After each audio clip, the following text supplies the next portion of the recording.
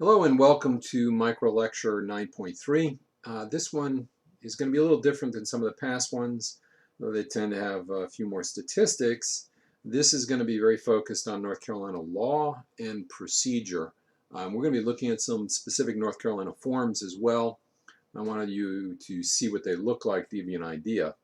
I think the easiest way to understand structured sentencing, which has been in the law in North Carolina for about 30 years or more, is to go through a sample charge or sample crime for which someone would be convicted of. So the first thing that has to happen is we have to select a crime. So the one I selected was assault with a deadly weapon inflicting serious injury, which is a pretty serious crime.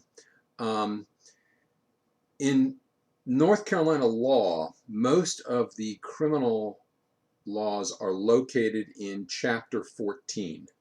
So North Carolina statute is divided into different chapters.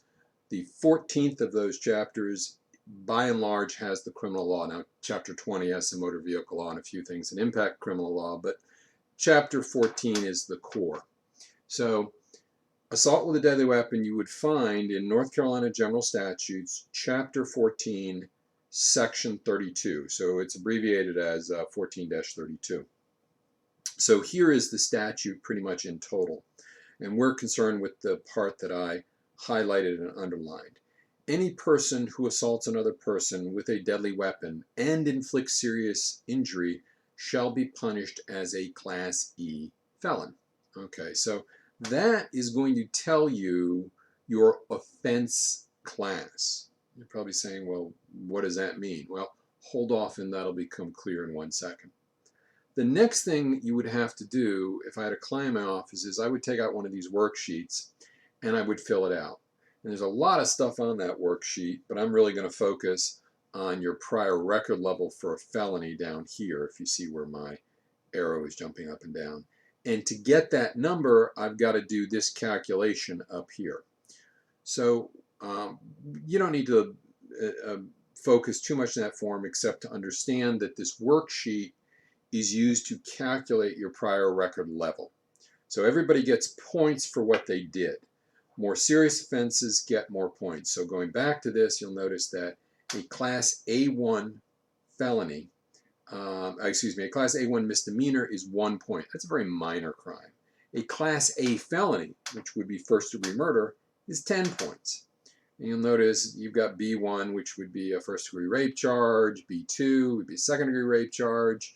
C, D, E, which is assault with a deadly weapon. You'll notice you'll pick up a number of points for those. You can also pick up points if you committed these while on probation or parole or a few other things. But to return to the next slide. The more serious offenses get more points. So we total up your points and we put it here in your prior record level. So let's just suppose that we got a total of 6 points.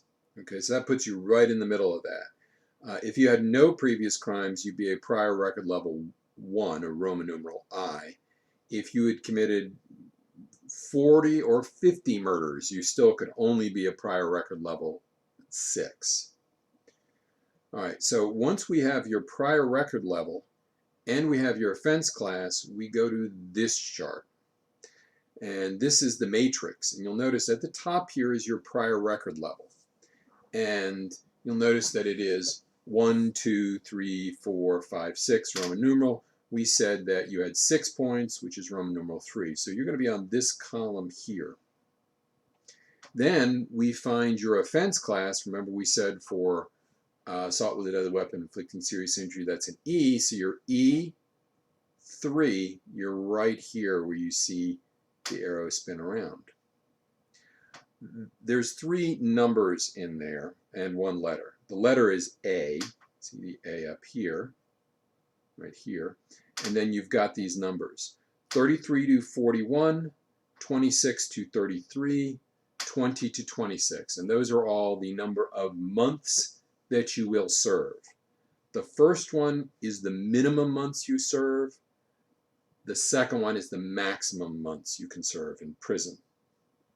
So it ranges all the way under a mitigated sentence, which I'll explain what that is in 1 minute, of 20 months, would be your minimum sentence you could possibly get, or a little bit less than, what is it, a year and 3/4, all the way up to 41 months at a maximum of your aggravated, which is 3.5 plus years. So it's all the way from 2 to 3.5. So it's pretty serious.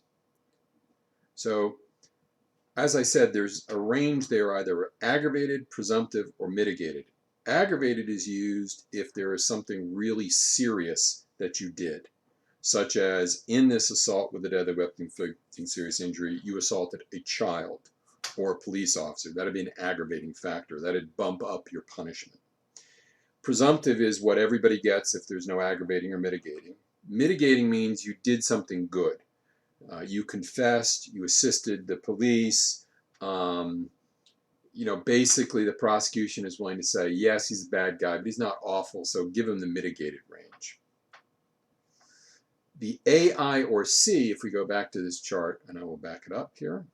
Okay, you'll notice that there's A here at the top, all the way down. Then you start to see an I, see the I's, okay, and then you see a C here. So A, I, and C refers to the type of punishment. A means active punishment. Go to jail. Do not pass go. Do not collect $200. You are going to go to jail or prison. There is no choice. The judge can't say, I'm going to suspend the sentence. I is intermediate. Now, the court must suspend the sentence, and it imposes supervised probation. C means suspended, and you're going to get supervised or unsupervised or just a fine. So that's the most minor one you can get. And you'll notice, going back to this chart, that for the least serious felony, that would be a class I, with no prior record level, you would not get jail time.